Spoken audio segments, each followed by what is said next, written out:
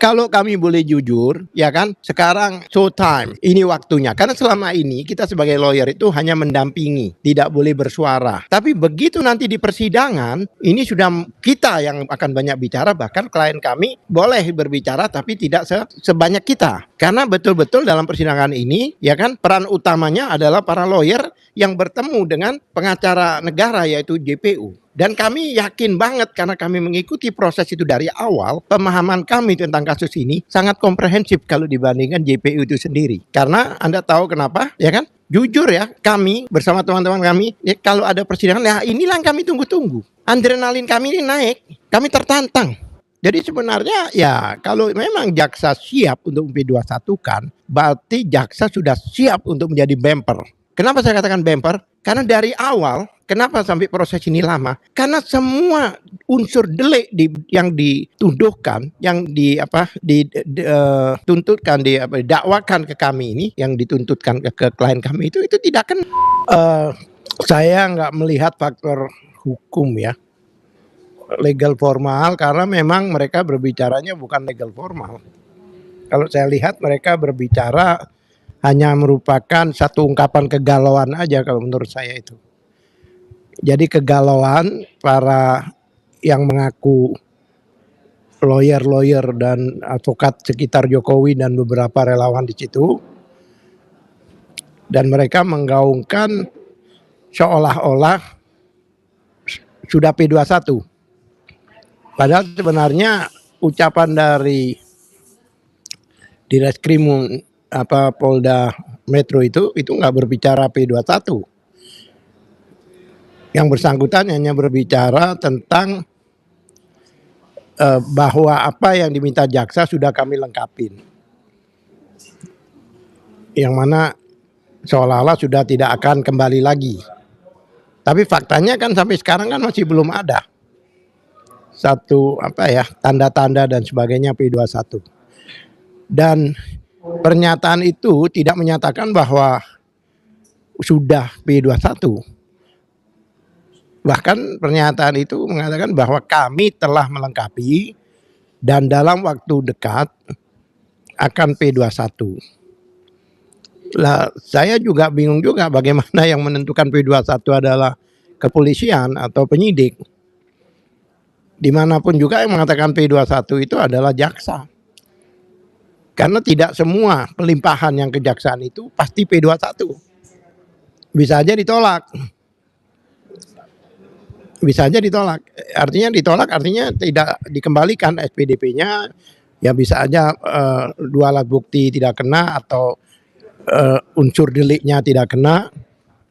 Atau fakta-fakta lain yang mana ditemukan tidak ada terjadinya tindak pidana.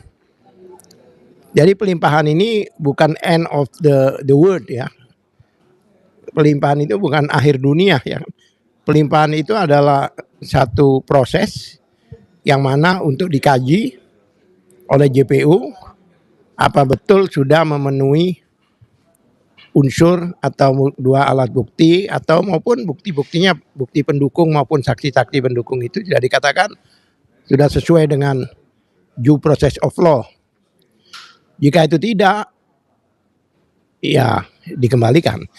Makanya tidak ada, sampai saat ini tidak ada yang mengatakan P21 gitu loh. Kemudian kan mereka selalu mengatakan kalau kita keberatan dengan proses-proses yang ada, kita kan selalu dianjurkan untuk rapid dan sebagainya. Sebenarnya kita bukan yang galau, itu kan bukan kami. Yang membuat ini lama itu kan bukan pihak kami. Yang membuat ini lama itu kan adalah balak-baliknya berkas antara penyidik dan kejaksaan, bukan kami. Sehingga statement kemarin yang saya dengar di baik para lawyer maupun ada beberapa pelapor juga di situ, ya kan, itu kan suatu ucapan kegalauan mereka dengan menyalahkan semua institusi yang menangani perkara ini. Jadi bukan kami aja yang dihujat ya, maksudnya yang dikritik atau dihujat lah. Itu kepolisian juga dihujat, kejaksaan juga dihujat. Bahkan mereka ngeklaim kenapa kita bisa masuk audensi ke Kejaksaan Tinggi, kemudian ke Kejaksaan Agung dan sebagainya, mereka tidak bisa. Ini kan karena kecerdikan kita, kecerdasan kita, yang mana kita melakukan proses-proses itu yang memang tidak ada larangan kita audensi ya. Dan kemungkinan juga jaksa juga menginginkan juga karena informasi-informasi dari kita. Bukan artinya kita beraudensi di sana sudah otomatis jaksa akan mengikuti kehendak kita.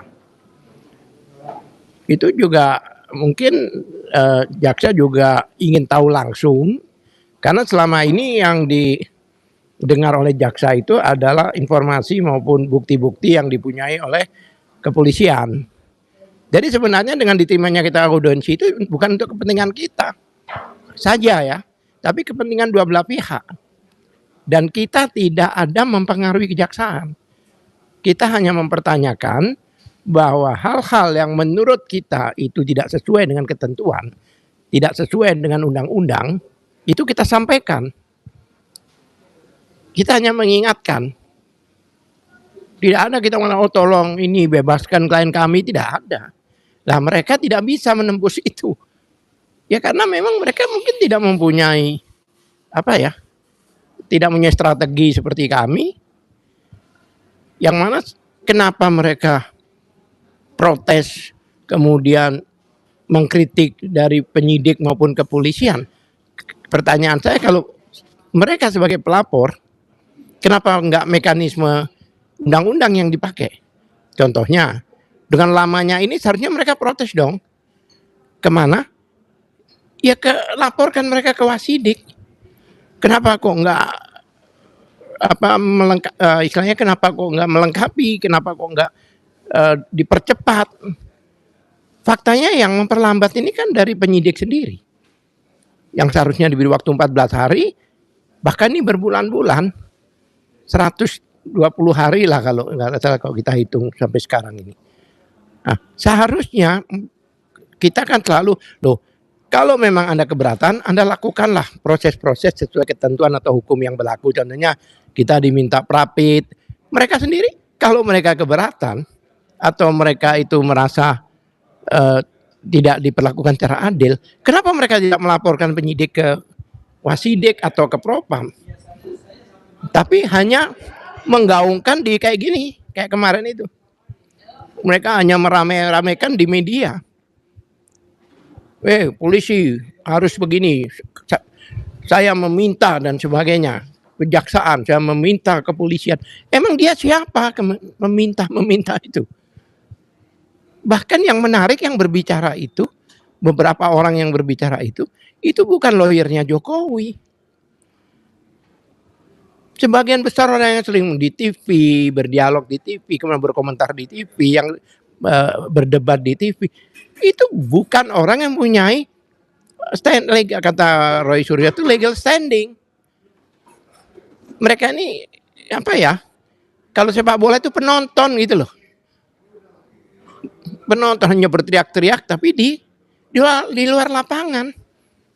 Karena mereka tidak bisa masuk ke lapangan karena mereka tidak bagian yang ditunjuk. Lawyer Jokowi itu kalau nggak salah cuma 4 orang. Dan mereka tidak pernah mengadain kayak hal-hal seperti ini. Seharusnya kalau mereka itu adalah satu kesatuan dengan lawyer Jokowi, seharusnya minimal ada 1 orang di situ lawyernya Jokowi. Tidak ada. Berarti belum ada pernyataan dari lawyer resmi. Nggak ada satupun. Nggak ada satupun orang yang menganggap bahwa mereka adalah lawyer, advokat di sekitar Jokowi. Bukan on behalf Jokowi secara legal. Ya kan, sama dengan penonton yang meneriaki pemain-pemain itu. Tapi mereka nggak bisa berbuat apa-apa. Seperti itu. Tapi yang menarik di situ ada hujatan, ada ancaman, ya kan, bahkan ada kita harus datang nih Kejaksaan Tinggi, kita harus ramaikan di sana, kita keberatan. Lah, emang kalian tuh siapa? Mereka bukan siapa-siapa. Memang mereka sering diundang TV untuk berdialog dan sebagainya. Itu hanya untuk kepentingan konten, bukan untuk kepentingan hukum. Kalau kami itu untuk kepentingan hukum, karena apa? kami resmi sebagai advokat atau sebagai kuasa hukum dari klien-klien kami. Seperti itu. Bapak kan mengklaim ya. Mengklaim maksudnya Pak, lanjutkan. Oh iya. Iya. Pemaksaan atau apa sih pemaksaan? Ya tidak. Jadi gini loh ya. Ada ketentuan sekian hari, 14 hari, 7 hari dan sebagainya. Ini sudah lewat semua. Kalau seandainya ini produk itu expired gitu loh. Ya kan? Itu expired. Ini sudah melalui gitu loh. Kemudian kalau mereka mengatakan, wah ini sering hal-hal ini sering dilakukan. Nah kalau sering itu tidak sesuai ketentuan hukum, sesuai undang-undang, apakah itu diperbolehkan? Sesuatu kebiasaan-kebiasaan yang sebenarnya itu melanggar hukum. Banyak bilang, wah ini kan diskresi dari kejaksaan, diskresi dari kepolisian. Ngerti nggak mereka itu apa yang disebut diskresi? Diskresi itu adalah jika tidak ada ketentuannya. Boleh. Tidak ada undang-undangnya. Boleh. Tapi kalau undang-undangnya jelas, ketentuannya jelas, nggak bisa mereka seenaknya sendiri, oh ini kebiasaannya begini. Ini berdasarkan hukum. Kalau istilahnya kita due process of law. Bukan due process of habit. Bukan karena kebiasaan, tapi betul-betul proses dari law atau hukum atau undang-undang itu. Seperti itu sebenarnya. Seandainya ini Pak ya, P21. Yang dengar biar masuk suara Anda. Ya udah mau. Oh ada. Saya di sini aja. Seandainya memang P21 itu sudah turun dan kasus ini dipersidangkan, dan langkah konkret hukum apa yang Bapak lakukan? Maksud Anda persiapan apa? Misalkan seandainya. Kalau kami boleh jujur, ya kan, sekarang showtime. Ini waktunya. Karena selama ini kita sebagai lawyer itu hanya mendampingi. Tidak boleh bersuara. Tapi begitu nanti di persidangan, ini sudah kita yang akan banyak bicara. Bahkan klien kami boleh berbicara tapi tidak sebanyak kita. Karena betul-betul dalam persidangan ini, ya kan, peran utamanya adalah para lawyer yang bertemu dengan pengacara negara yaitu JPU. Dan kami yakin banget karena kami mengikuti proses itu dari awal, pemahaman kami tentang kasus ini sangat komprehensif kalau dibandingkan JPU itu sendiri. Karena Anda tahu kenapa, ya kan? Jujur ya, kami bersama teman-teman kami, ya kalau ada persidangan, ya inilah yang kami tunggu-tunggu. Adrenalin kami ini naik. Kami tertantang untuk mengungkap semua bukti-bukti yang katanya surat 709, 17 macam bukti. Di antaranya bukti surat yang 709. Kemudian ada saksi-saksi. Nah inilah nanti saya ingin tahu bagaimana para saksi dan bukti-bukti itu bisa dipertanggungjawabkan di depan lawyer. Emang lawyer diam? Dan lawyer-lawyer kita ini diehat semua loh. Sudah terkenal lah kita itu bahwa kita bukan lawyer kaleng-kaleng. Yang kita hadapi itu pembelaan orang yang dituduh teroris, dituduh makar, dituduh dan sebagainya. Ini bertahun-tahun kita sudah hadapin. Dan beberapa diantaranya bebas murni. Jadi sebenarnya ya kalau memang jaksa siap untuk P21 kan, berarti jaksa sudah siap untuk menjadi bemper. Kenapa saya katakan bemper? Karena dari awal, kenapa sampai proses ini lama?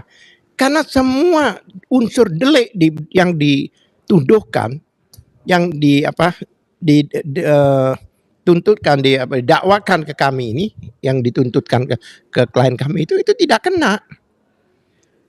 Coba mau bicara pasal berapa? Semua pasal tidak kena. Dan kemudian saksi-saksi yang katanya 130 saksi itu dia harus dihadirkan di persidangan. Dan saya yakin sebagian besar dari saksi itu pasti pada waktu penyidikan itu disumpah. Apa maksudnya? Dia tidak akan dihadirkan, akan dibacakan oleh jaksa. Boleh kalau itu cuma 1-2 orang. Tapi kalau sebagian besar dibegitukan, kami akan keberatan. Untuk apa kalau gitu mereka diproses? Kalau mereka tidak dihadirkan dengan alasan telah disumpah. yang telah disumpah itu jika masuk akal. Memang mereka itu tidak bisa hadir karena sakit, karena di luar kota dan sebagainya. Kami tidak akan menerima jika mereka dihadirkan hanya dibacakan oleh jaksa karena pada waktu penyidikan disumpah. Kami tidak bisa terima. Kami minta dihadirkan dan kami akan hajar habis semua saksi-saksi itu. Kami sudah jujur aja, kami ini para lawyer ini menunggu sidang ini seperti anak kecil menunggu hari raya. Jaksa harus hati-hati. Kan jaksa nanti yang akan berhadapan dengan kita. Apa siap mereka mempertanggungjawabkan proses-proses yang sebenarnya tidak sesuai ketentuan yang diterapkan oleh kepolisian.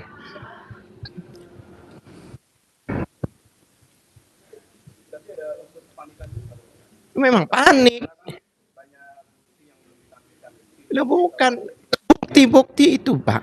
Jika mereka mengajukan banyak bukti, banyak saksi, menurut saya itu blunder. Berarti dia mempersiapkan orang-orang itu untuk kita bantai.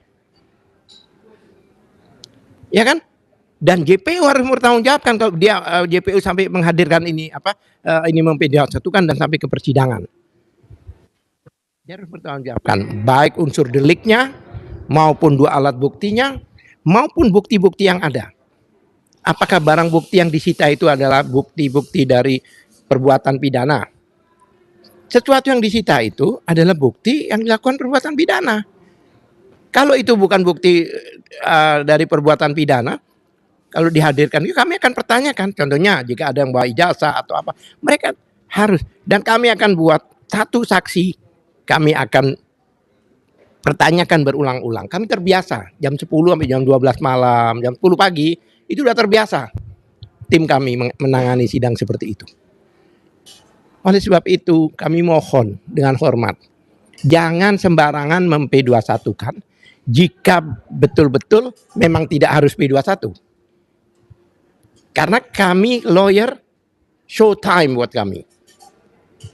Kami nanti yang banyak berperan. Kami nanti yang akan banyak minta pertanggungjawaban, bukan klien lagi.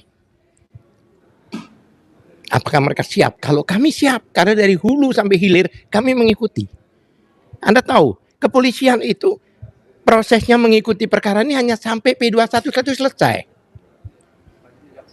Kemudian JPU pun hanya sampai perlimpahan ke kehakiman, ke pengadilan. Selesai. Hakim pun juga demikian. Jadi mereka itu hanya sepotong. Tapi yang memahami dari hulu ke hilir secara komprehensif, kami sebagai lawyer. Oleh sebab itu pemahaman kami tentang kasus ini itu lebih komprehensif dibandingkan mereka. Apakah mereka siap di persidangan mempertanggungjawabkan ini semua? Karena akan dilihat oleh seluruh rakyat Indonesia bahkan luar negeri. Ini kasus global loh. Saya kemarin ditanya oleh wartawan luar negeri juga. Dan perkara ini mungkin satu-satunya perkara yang paling luar biasa. The biggest case in this country. Ini adalah perkara yang terbesar di negara ini. Saya itu sampai mimpi-mimpi loh, kepingin saya ini cepat sidang, ingin tahu siapa saksi-saksi yang dihadirkan, apa bukti-bukti yang dihadapkan. Ya kan? Oleh sebab itu kami bukan cuma bersuara-suara seperti penonton. Kalau mereka mau marah-marah, mau ini dan sebagainya, oke lah, beberapa orang itu memang pelapor dan aja loh ya. Yang lain-lain ini loh, apa peran mereka? Oh, selama ini mereka ngomong ngata-ngatain klien kami, katanya kalau di media mereka selalu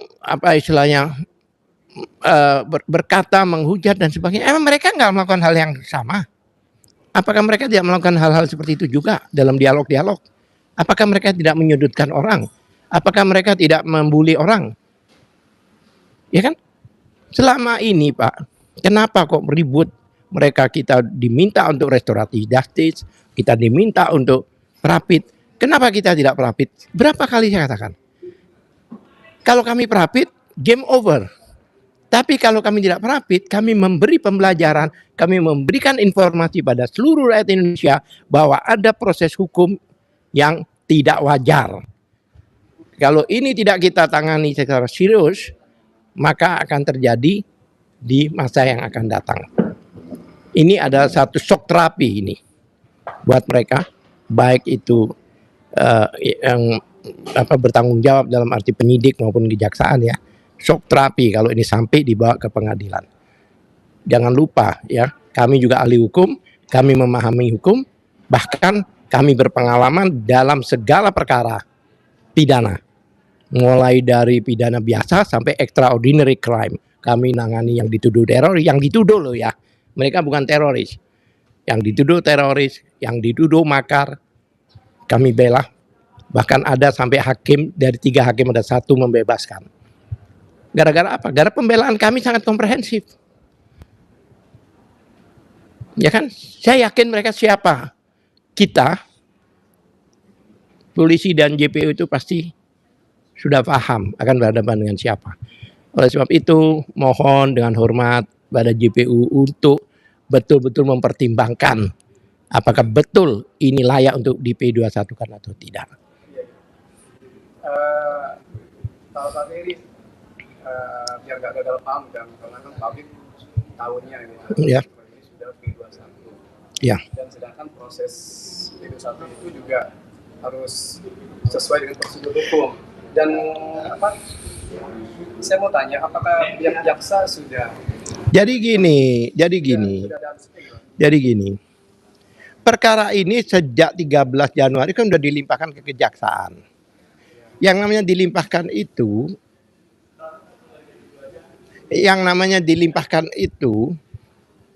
artinya penguasaannya itu sudah berpindah dari kepolisian ke JPU.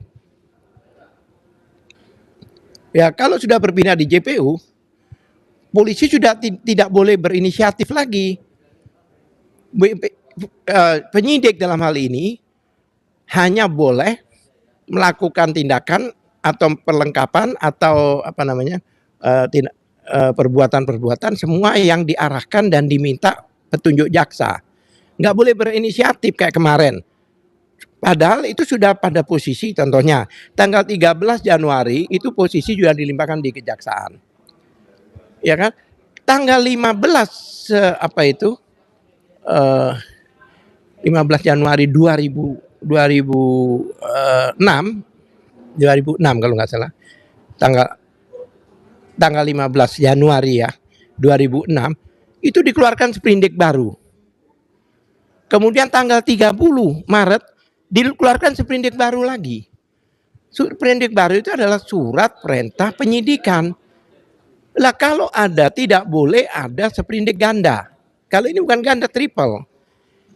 Kalau memang mereka mengeluarkan sprindik baru, berarti ini kan produk kepolisian. Bukan permintaan jaksa. Ini seharusnya sudah tidak boleh. Kalau sprindik baru dikeluarkan, maka sprindik lama harus dicabut. Kalau sprindik lama dicabut, status tersangkanya juga dicabut. Yang tadinya dia disidik hanya gara-gara pemerkosaan, sudah 1 tahun, tiba-tiba keluar, nggak ada lagi pemerkosaan. Yang adanya pencurian. Makanya disebut perubahan pengeterapan pasal. Jadi banyak pasal-pasal dicabut, diganti dengan pasal baru. Dan pasal-pasal baru ini, ya, itu tadinya nggak ada. Apalagi sekarang ketentuan di undang-undang baru, KUHP yang baru ini, jika pada waktu disahkan prosesnya penyelidikan, maka yang digunakan adalah KUHP lama. Jadi kalau seandainya JPU menggunakan KUHP yang baru, ya kita akan protes. Karena ketentuannya, ya kan, pada saat disahkan undang-undang itu, KUHP, maka yang digunakan adalah KUHP baru. KUHP lama. KUHP lama, bukan KUHP baru. Jadi sebenarnya kami sebagai lawyer, saya koordinator juga dari lawyer Dr. Tifa. Kalau seandainya kami senang sekali. Karena waktu kita untuk berperan nanti. Dan siap berhadapan dengan bukan siap lagi. karena Jokowi sebagai pelapor, maka Jokowi harus hadir dalam persidangan tersebut. Karena Jokowi menggunakan pasal 310, 311, yang baru 433, 434 kan. Itu namanya delik aduan absolut. Kalau delik aduan absolut, maka yang bersangkutan tidak boleh diwakilkan. Dia harus dihadirkan. Dengan mempertanggungjawabkan ratusan bukti surat sampai 9 yang disampaikan ke penyidik. Surat demi surat itu harus dipertanggungjawabkan. Itu kan bukti dalam laporan dia. Jadi dia harus bertanggungjawabkan. Kami akan tanya surat ini apa maksudnya? Ini apa maksudnya? Apa hubungannya dengan perbuatan saudara? Selain itu Pak, mungkin ada informasi atau ada informasi yang sifatnya publik itu belum tahu. Kira apa lagi Pak persiapannya? Jika nanti misalkan tim advokat Dr. Tifa ini berhadapan dengan Jokowi di persidangan. Ya kami akan semua yang disampaikan jaksa, semua yang dibuat bukti buat jaksa, kami minta untuk dipertanggungjawabkan. Dan semua harus dibuka. Sekarang kan kita hanya diberi angka aja. Ada 17 jenis bukti. Yang mana salah satu jenis itu ada surat. Dan bukti surat sendiri 709 surat. Dan bukti demi bukti itu harus dipertanggungjawabkan dalam persidangan. Termasuk ijazahnya itu? Ya itu otomatis. Itu kan bukti intinya. Dan ijazah itu kan bukan ujuk-ujuk ya. Bukan tiba-tiba keluar ijazah. Ada proses dari awal. Ya kan? Ada pendaftaran. Ya. Kemudian kita dari awal kita lihat apakah benar dia daftarnya S1. Apakah sarjana muda. Kemudian KHS, KRS. Kemudian jika ada skripsi, ada yudisium. Jadi semua proses-proses yang dilakukan di perguruan tinggi ini, ya kan? Ini kita tanyakan. Makanya kenapa pada waktu kami minta dari UGM, dihitamkan semua itu. Ditutup-tutupin. Di kepolisian juga demikian. Kami tidak diberikan info. Akibatnya blank kan? Makanya kami ajukan gugatan sengketa di KIP untuk membuka semua yang ditutup-tutupin itu. Dan mudah-mudahan sebelum ada status P21 ada persidangan KIP, Komisi KI ya, Komisi Informasi. Ya, kita sudah ajukan itu, tapi masih menunggu jadwal. Kalau Anda tanyakan apa yang kita lakukan, kita akan habisin saksi-saksi itu dan kami akan betul-betul pertanyakan surat demi surat dari 709 surat itu. Apakah JPU siap untuk itu? Oke Pak, tadi kan berbicara saksi itu Pak. Ini kan masih diandai-andai. Kalau seandainya tempo hari itu tertulis sempat mengatakan Rismon akan menjadi saksi mahkota, itu gimana? Saya malah mengharapkan Rismon menjadi saksi mahkota. Dan dia kan harus mempertanggungjawabkan apa yang pernah dikatakan dengan yang sekarang. Kalau dia memang peneliti, ya kan, atau peneliti Scopus contohnya, seperti Bonatua contohnya, ya kan. Kalau memang dia dalam penelitiannya membuat buku itu ada error, paling-paling hitungan di bawah 10% kalau ada kekeliruan. Kalau kekeliruan 100%, berarti itu bukan kekeliruan. Ada faktor X yang mempengaruhi dia sehingga dia menyatakan bahwa penelitian yang lama itu adalah salah. Nah, faktor X ini nanti akan terbuka dalam persidangan. Rismon tidak paham hukum. Rismon tidak paham bagaimana nanti lawyer akan menggali dia. Lain loh ya, orang awam dengan lawyer.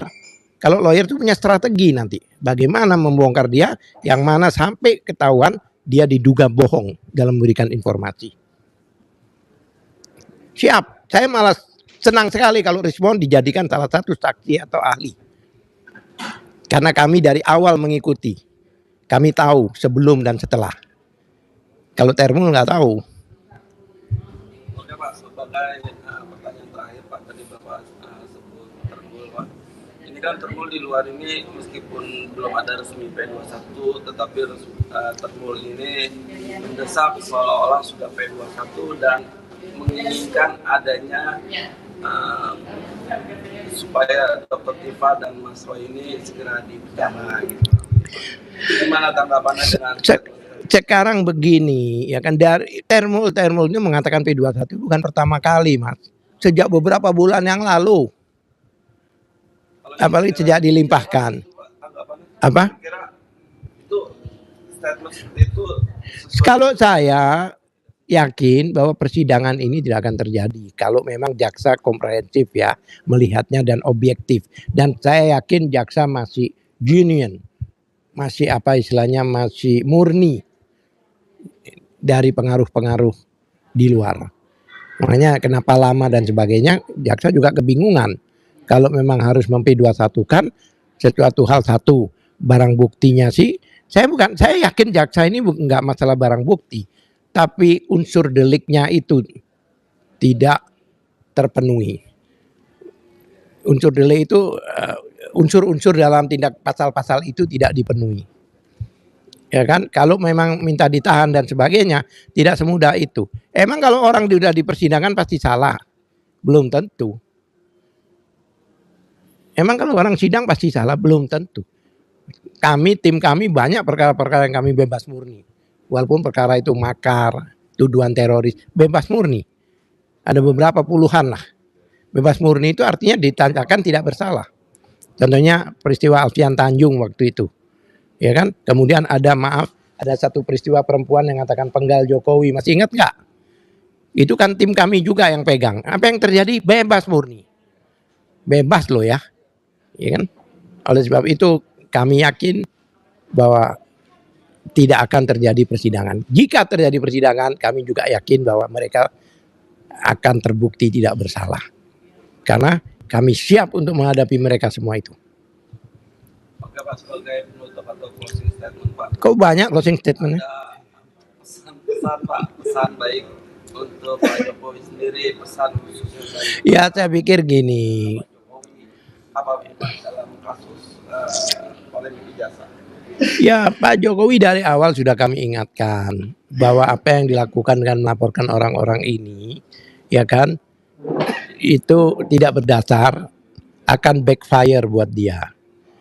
Dan satu hal lagi, kami nanti dalam persidangan tidak hanya memasalahkan masalah-masalah laporan di Polda Metro Jaya, tapi kami akan memasalahkan ya itu peristiwa yang di Bareskrim yang sampai saat ini belum selesai. Dan itu tidak bisa dipisahkan, itu satu kesatuan. Yang mana sampai sekarang dikatakan oleh Irwasum masih dipertanyakan ke Bareskrim. Kesimpulannya apa? Kesimpulannya SP2HP pada waktu itu penghentian penyelidikan di Bareskrim itu dianulir. Karena setelah itu masih akan dipertanyakan. Pada waktu kami tanya ke Propam dan Irwasum, itu jawabannya. Kalau memang benar bahwa ini tidak ada pelanggaran, pasti akan dijawab sudah selesai prosesnya. Tapi jawabannya bukan begitu. Jawabannya kami akan mempertanyakan ke Bareskrim yang menangani perkara ini. Jika perkara di sana belum selesai, maka laporan di Polda ini seharusnya batal demi hukum. Kenapa demikian? Karena berhubungan dengan mereka jadi saksi waktu itu di peristiwa Bareskrim. Ada undang-undang PSK yang menyatakan baik pelapor maupun saksi tidak boleh dilaporkan balik sebelum peristiwa yang dilaporkan itu inkrah. Mereka pada waktu ke Jogja sebagai saksi yang ketemu langsung dengan wakil rektor dan dekan. Jadi ini satu kesatuan, nggak bisa terpisahkan. Dan yang tahu peristiwa ini adalah lawyer, karena lawyer mengikuti dari hulu ke hilir, tidak sepotong-sepotong. Makanya saya pikir masih ada waktu ya untuk direview kembali lah, ditinjau kembali oleh JPU. Jangan sampai melibatkan diri yang nanti dalam pelibatan dirinya ini maka akan berdampak backfire buat mereka. Itu.